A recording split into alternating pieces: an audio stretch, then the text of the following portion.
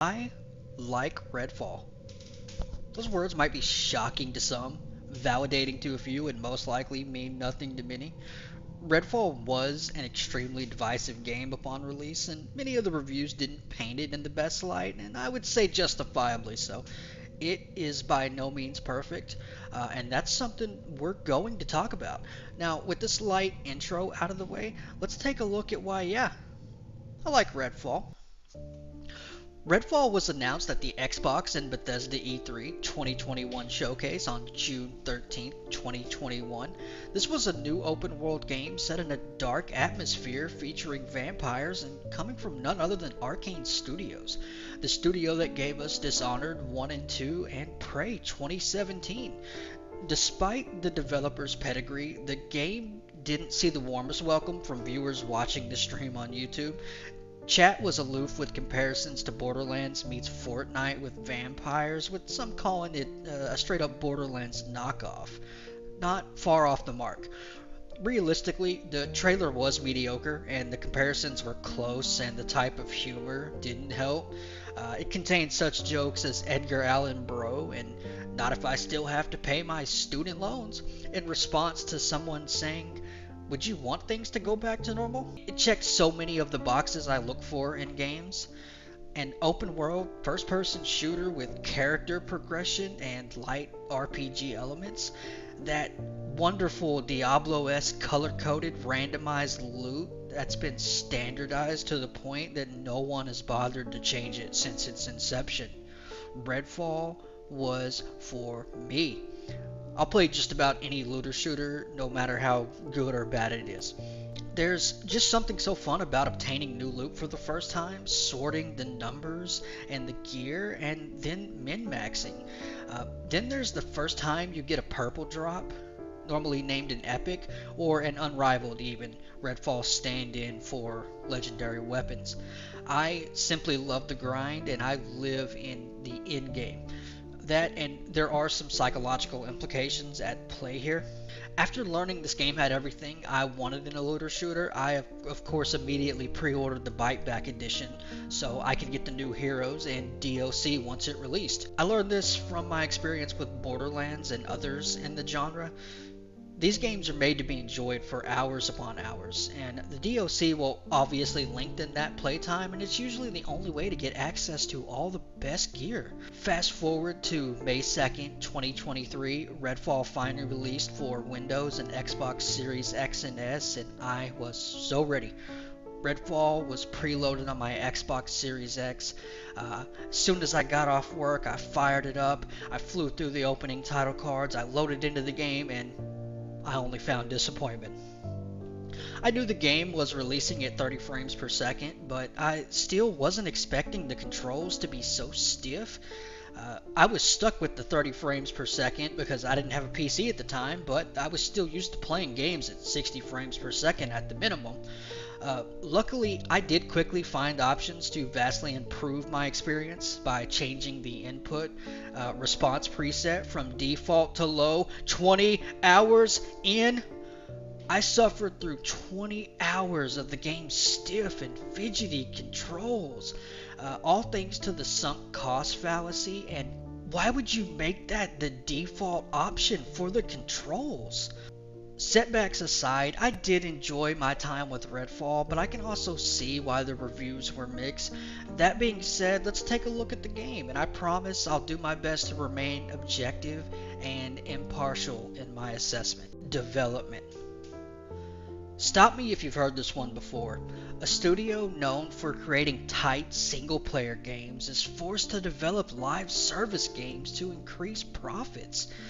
After all, why create a game you can only sell once when you can package it as a service and sell it multiple times? It should come as no surprise that Redfall's development was troubled. Developers were hopeful the game would be cancelled or have its focus changed once it was acquired by Microsoft.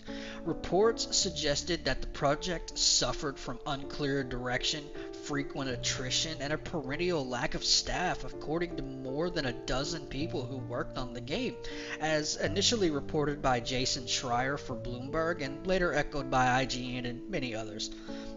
I highly recommend reading Jason Schreier's Bloomberg article on Redfall's development if anyone's interested. Essentially, when development began in 2018, ZeniMax was looking for buyers, and due to multiple commercial failures, they were encouraging the development of revenue streams beyond the point of sale. We all know what that means: microtransactions. I am glad that Redfall didn't include microtransactions, no matter how bad the reviews and player reception was. That's probably a good idea. I can't imagine things getting better if they stayed on that course. I'll, of course, never defend microtransactions, but I imagine ZeniMax took up this thought process after Prey and Dishonored 2 failed commercially. Arcane was known for immersive sims and environmental storytelling, and they were basically asked to create the next Destiny and Division 2. Above all else, they were unsure whether their development style would even translate into a multiplayer experience, and spoiler alert, it doesn't. Phil Spencer even had quite the doctored up PR quote in his interview with Kinda Funny Games, where he said that Redfall's review scores were significantly lower than our internal metrics, and this apparently caught Microsoft off guard. Now, if you'd like to watch the interview for yourself, it will be linked in the description. I find this response odd since Microsoft essentially remained hands-off when they acquired Arcane's parent company, ZeniMax, for $7.5 billion. Now, I'm not a multi-billion dollar company, and I'm aware that when you have your hands on so many things, you might not be able to quality control everything. But when you're pushing a game as the next big thing, I would want to secure my investment. I would have stepped in and said, "You're making what now? Oh, a live service game coming from Arcane?" Stop it. Get some help. Given the hands-off approach, the developers' dream of canceling the project or switching focus to a single-player game remained just that. Graphics. Redfall has some flaws, but I don't think graphics are one of them. The graphics are amazing, and we're going to talk about why. The game may have only run at 30 frames per second, but when you stop to look at the world around you, it's phenomenal. The realistic style and mix of cartoony, emphasized characters that Arcane is known for fits so well together. The game has been updated since then, but it looked great on launch, and I think that all comes down to the art style and aesthetics. I can't stress enough how well a good art style carries a game versus photorealistic graphics. That doesn't mean it's without its flaws though. The 30 frames per second obviously hindered the look of the game, especially when things kick off and it must render multiple enemies on screen. This has to be something the team was aware of because the enemies are not highly detailed. Textures can look muddy when viewed from a distance too, and distant objects have this almost translucent look. Now, up close, these objects are detailed, and the game does a good job of selling the post-apocalyptic environment. The weapons are also highly detailed, but they're your average run-of-the-mill guns, with some looking more handmade than others, and this adds to the post-apocalyptic look. The best looking weapons are the unrivaled tier, and some stand out. Now, in terms of atmosphere, Redfall nails it. This is what carries the game's graphics. This includes the captivating seawall frozen around Redfall, the stylized set pieces, the detail of the world, and of course, the lighting. Lighting is one of the strengths of the Unreal Engine, and Arcane has squeezed every bit of horsepower out of it. You can see lights, flares, and vampires disintegrating into dust, affecting the fog, your weapons, and everything surrounding them. Now, just like the graphics, unfortunately the lighting does have its flaws too. For instance, when you're in dark areas that are illuminated by your flashlight, the anti-aliasing is especially egregious. It's not something that hinders the overall enjoyment of the game, but it is more than noticeable. Now, I've avoided this for long enough, but it's time to talk about something that makes no sense. The vampires blacked out the sun with the perpetual solar eclipse, but in the daytime hours, it still looks like daytime. Even complete solar eclipses in the real world only dim the light as if it were dawn or dusk, but this still looks like midday with the sun overhead. Even with our disbelief suspended, according to the American Refractive Surgery Council, the sun behaves as it always does, eclipse or no eclipse. The amount of invisible ultraviolet light rays remains the same, but the solar eclipse limits the amount of visible light coming down to Earth. Now, even with the facts, we're talking about vampires here which aren't real, so who knows if this would actually work. I would have done things differently. I think they should have made humans more active during the day and the vampires only active indoors, and then have the vampires roam the streets at night with reduced activity from the humans. They wouldn't need a complete solar eclipse, and they could have done so much with this idea. They could have had vampire and human dungeons. And speaking of dungeons, the only thing truly graphically abhorrent is the terrible blue filter when you enter a vampire nest area. And whoever thought this was such a good idea that they didn't even include a toggle deserves to stump their toe first thing in the morning. Overall, I do feel as though the art style, attention to detail, and lighting are phenomenal, and there's no surprise here. Arcane is experienced with the Unreal Engine, and I feel the environmental artists were just showing off. Gameplay. Well, here we are. We finally made it. Here's where the game takes a turn for the worse, and I think it's the nail in the coffin for most players. The gameplay isn't particularly exciting. I'm not afraid to say that, even if it was something that I personally enjoyed.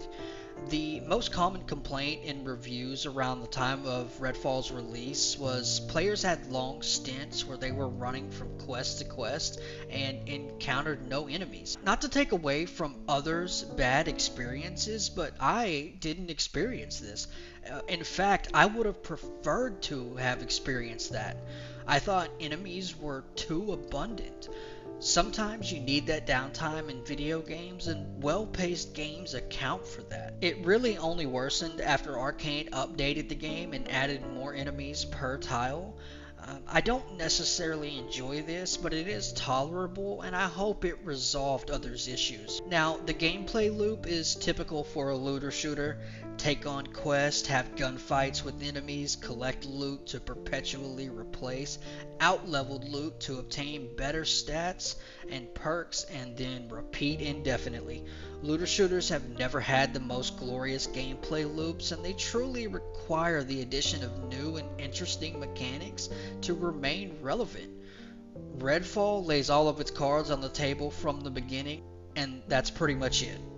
The game does have a bit of a shake-up once the rook mechanic and the vampire nest get introduced, but not much. When you complete or fail specific circumstances, such as killing an elite vampire or setting off a car alarm, the rook meter is filled up.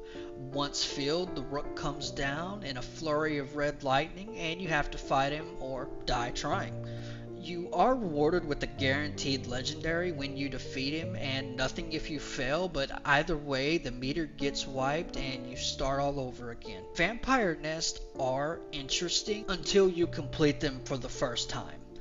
Vampires do receive a buff when they're in the area surrounding a vampire nest, and the only way to remove the buff is to destroy the nest. In order to destroy the nest, you enter through a door, fight to the end, and destroy the heart of the nest. I think Arcane was betting on this being a big part of the endgame for Redfall, but it isn't exciting enough to repeat. Aside from new gameplay mechanics, you really need your standard gear slots and skill trees to diversify and separate different builds. This is where additional gear slots are supposed to mix up gameplay by changing the way a build behaves. Part of the joy of playing looter shooters is the ability to make interesting or niche builds after all, and the best looter shooters understand this. But these changes are not meaningful or interesting enough, and it's really impossible to make different builds than other players. The only diversity comes from which hero you choose. For example, the only difference between the four heroes' ultimate abilities is that one is completely useless and the other three are a matter of flavor. Jokes aside, this leaves the ultimate to do a lot of the heavy lifting. I get what they were going for, but it ultimately falls flat. The idea is they would hamper the capabilities of the hunters and then hide those solutions in the skill trees of other hunters. Then, when you play co-op, I know, something of a rarity, the other players will make up for what you're lacking. There are multiple bad examples of this. The difference between Remy's Siren ultimate and Jacob's cloak ability is non-existent. They ultimately achieve the same thing with Jacob's cloak being superior. Bribon's Siren can call enemies to the location, but it doesn't really do a good job distracting when the enemies already have aggro on you. Whereas Jacob's cloak drops enemy aggro completely and allows free range of movement. Another bad example is why use Layla's lift ability over Devinder's translocate ability. They're both movement skills. I can guarantee you that if these players were in the same lobby, they'd be using translocate over lift, and the only time they would use lift is when translocate is on cooldown. Now, these might be broad examples you say, but let's look at the perks instead. Jacob can carry more lockpicks and rewire kits, a skill that I would say is useful but certainly not mandatory. And Remy has the ability that makes support items cheaper but only for her. Now, if both of these players were in the same lobby, which one do you think would be more useful? I think more lockpicks and rewire kits are advantageous for all players, but support items being cheaper for one of them does nothing to help the team.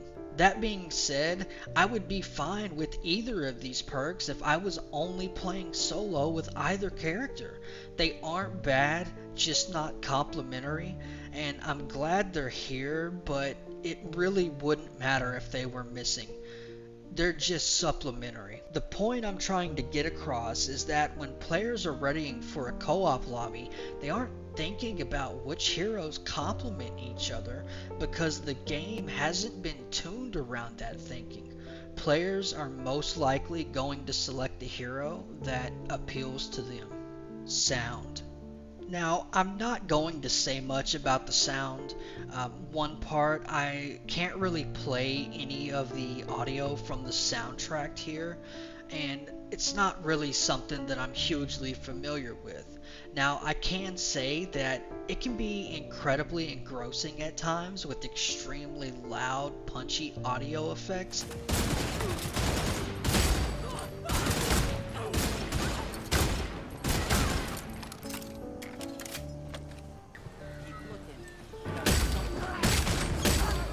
Plus, I mean, just listen to that headshot noise. Can we get a replay of that? Just one more time, please. Perfection. Now, just like everything else surrounding Redfall, there's a little bit of good and a little bit of bad. I've seen others report their audio going out and requiring a restart to fix, and while that's annoying, it's certainly not game breaking. Also, when playing co-op, the heroes will have conversations with each other. The more you play with the same heroes, the more trust they'll build. This will lead to conversations that help flesh out the characters and reveal more about their personalities. While this is relegated to co-op, I still wish the heroes had more to say when playing solo. Not that I expect heroes to talk to themselves, but they could remark on the environment and things around them more. For instance, they'll call out historical markers when you get close. Marker, up ahead. And they'll even announce when you enter the surrounding area of a vampire nest. There's a nest here. Something that is not needed at all. The heroes do not need to announce this. The soundtrack isn't the best I've heard from Arcane, but I do feel that it has some very well done tracks. Primarily the main track of the soundtrack and theme song for Redfall, aptly named Welcome to Redfall, feels especially at home with the game's atmosphere and overall aesthetic. Hunted feels like this journey into uncharted territory and just has this surreal sound to it. Black Sun, one of the more unique tracks, has this ethereal, upbeat sound that pulls you into it and has an operatic feeling for its subtle use of the background singing. High Stakes is one of my favorite tracks on the soundtrack overall. It just has this vicious sound to it and really makes me want to jump into a gunfight every time I play. My all-time favorite track on the soundtrack, though, has to be Safe House Chillin'. It just feels so good to listen to, and does a good job embodying that safe feeling, and the technological breakdown is just fantastic and highly stimulating. Jongnik Bontemps and Anna Drubik did a fantastic job with the soundtrack. And I feel that audio engineers, sound designers, and composers don't get enough love in the game world, and I think we should change that. Story. I spent more time on this section than I care to admit. It was the one section that I probably had the most to say, but didn't really know how to express it, so let's just jump right into it. The story is not the strongest. And while I don't want to give excuses to Redfall, the story is usually not the main focus for looter shooters. That isn't to say they've all had bad stories, but it's usually just the springboard for the gameplay. Players mostly had some issues with the storyboard slideshow presentation of the cutscenes, and I have to agree, but at the same time, it doesn't take away from the experience either. I also can't imagine it was a willing choice and was most likely done due to time constraints rather than a stylistic choice. I think we all would have preferred in-game animation which left you in control and in first person for the story beats. Now, I think the story had a terrible opening, and that's something we can all agree on. Black Sun and her horde of vampires attack our heroes as they're on a boat attempting to flee Redfall. Now, you heard that right. Our would-be heroes were attempting to leave Redfall, but were stopped by the aforementioned frozen walls surrounding Redfall. Beacons of inspiration and confidence, truly.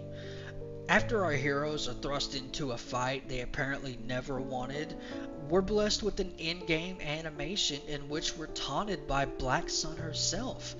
This in-game animation is the reason why I believe the storyboarded animation wasn't a stylistic choice, and it's only really seen here. At this time, the sun is still a menace to the vampire hordes as well, and its arrival seems to be part of what saves us as Black Sun just decides that we have to live. I'm not sure why though. You've come this far, you have one of the main antagonists to your whole operation in your grasp, but nope, we have to live. From here, we have to make our way to the firehouse station, fighting through cultists and witnessing the total eclipse of the sun. And once you make your way to the firehouse station, you have to save the main group of characters from more cultists and deal with our first vampire in the basement. With the main group saved and our first vampire kill on our belt, we're thrown into the game proper. We can take on quests from the mission board and freely explore the island of Redfall. Now, the beginning of the game has a somewhat sloppy opening, but once you take your first step outside the fire station, the presentation is initially strong.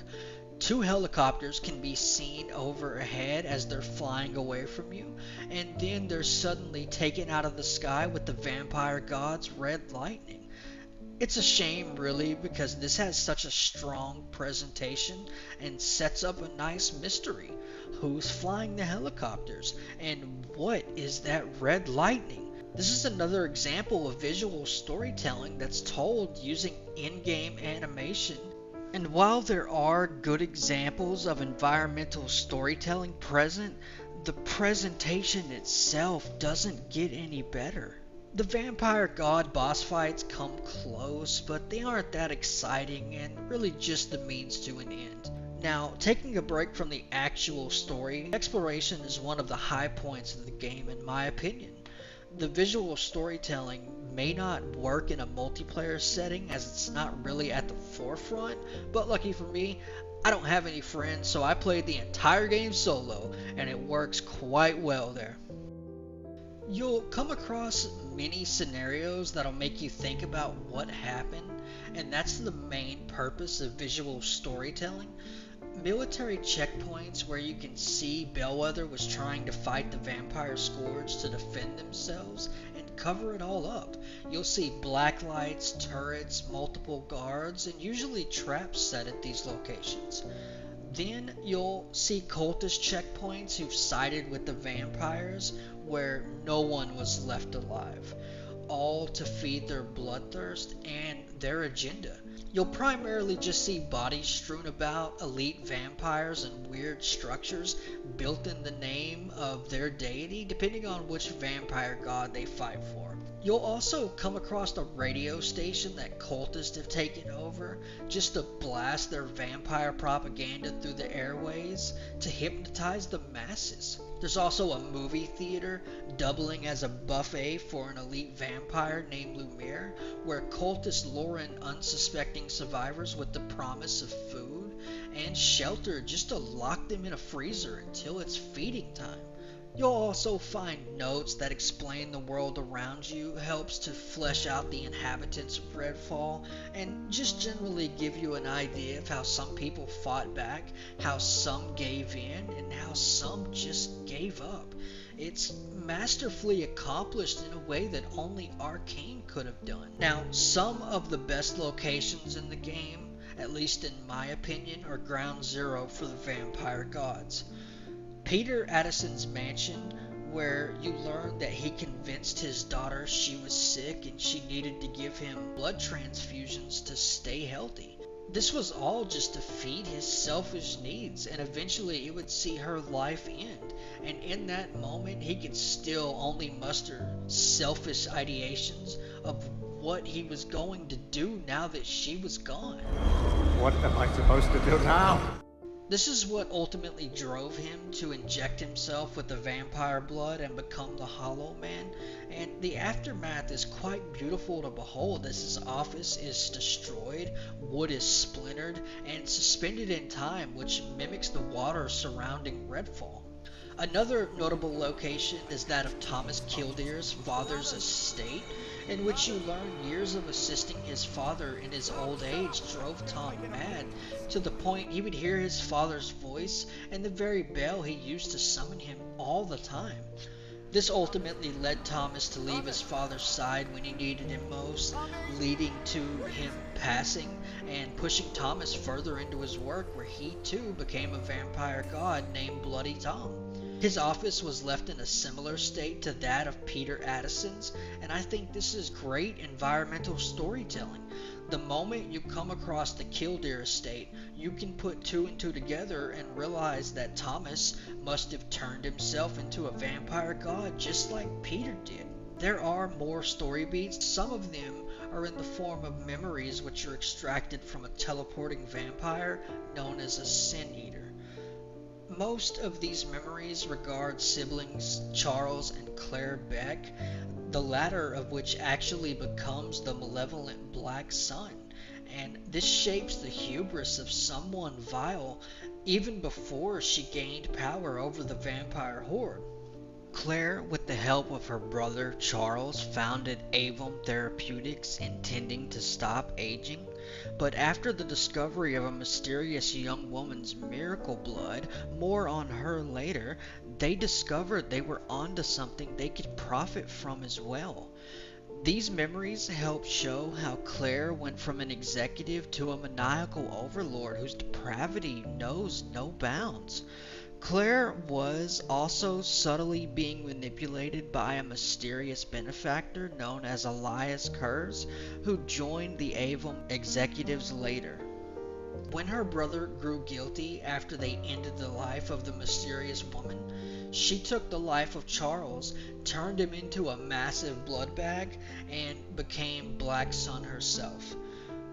Redfall does an amazing job trickling this information to the player and only ever giving them enough to be curious, but never enough to solve the entire puzzle until the end. In between the Sin Eater's memories, the notes, recordings, and general visual storytelling, there are also gravelocks you can find, just when you thought you'd had enough lore. These gravelocks hold the thoughts of the mysterious woman who you later learn is named Grace. In order to obtain all of these, you'll have to complete all the optional side quests, as some of them are locked behind their completion, and you'll have to find them all before moving on to the game's second area or go back through on a new game plus run. Now, some of you may be wondering why I haven't been following a set track when it comes to the story, and the answer is quite simple, and that's there isn't just one main story to follow. If I had to summarize the entire story of Redfall in as few words as possible, I could do so easily. Vampires have taken over Redfall, and your goal is to kill them all and free Redfall from their grasp. Story summarized. The excellent thing about Redfall is it's the culmination of stories surrounding the antagonist, the heroes, the main cast, and the mysterious woman, Grace, that make up the overarching threads that are fascinating.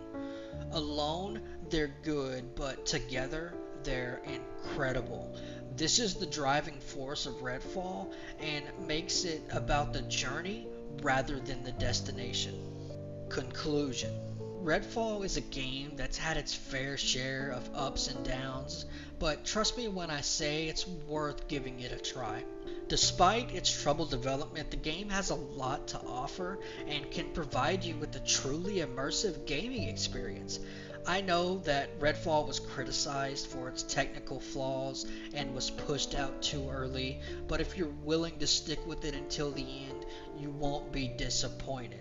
I hope this overview of Redfall has inspired you to give it a shot, or if you've already played it, to speak up about how awesome it is, and for those who stopped playing it, why not give it another chance? I firmly believe it's worth it. Now, did you like Redfall? Yes or no? I'd be interested in reading the reasons why, and whether you like the video, spread the word, and let's spark a discussion in the comments. I'd like to give a special low-key shout out to two of the most prolific YouTubers on the platform, Oompaville and Mudahar, who both inspired me to create this YouTube video. And I'm aware they'll likely never hear this, but it is the genuine truth. This is something I've always been passionate about. Video games have been the one thing that I can always turn to, and they've always been there for me. Now, I do have a full-time job, and this video took me far too long to put together, but I'll likely try to make more of these. I have a few games on my list, with Outriders being the next one. All sources used will be listed in the description, and I hope everyone stays leveled for the end game.